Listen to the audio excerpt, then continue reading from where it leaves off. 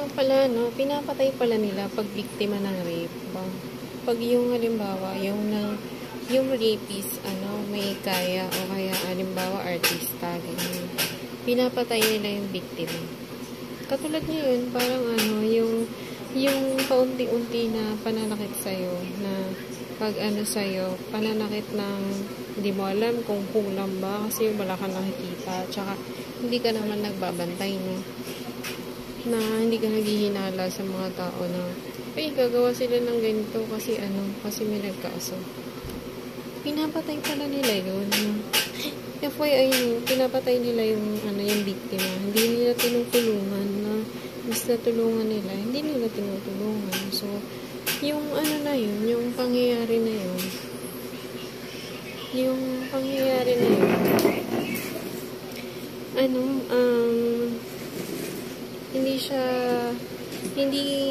hindi guaranteed na mabubuhay ka. Yung halimbawa nagreklamo ka tas biktima ka ng rape or ng kahit anong krimen, pinapatay ka nila yung ng komunidad, yung neighborhood mo, yung komunidad, gagamitin nila yung public. Halimbawa gagamitin nila yung public sa akin siguro, learn and stay. Sabi ko, naghahabilin ako sa mga yung pinaka-closest friend ko na ganito na yung nangyayari. Kahit wala akong kausapin.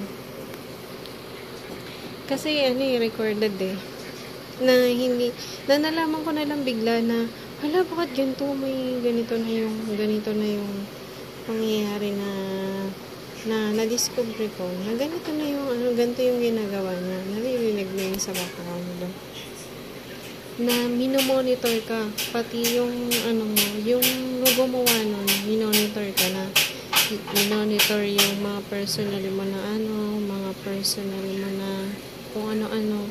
Syempre, halimbawa na kung ako yung nagprotekta sa'yo, hindi ko yung papagawa sa kanya na pina-access ka sa akin dyan o pinadinig ka dyan.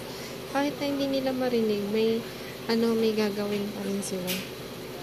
So, hindi guaranteed na sana sinama mo yung halimbawa, hindi siya aware na ikaw pala yung nag-initiate ng ganito, na lumaban ka dun sa kanila.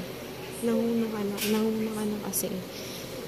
So, hindi advisable na hindi mo siya isama, yung biktima na yun, kasi may malalaman ng mga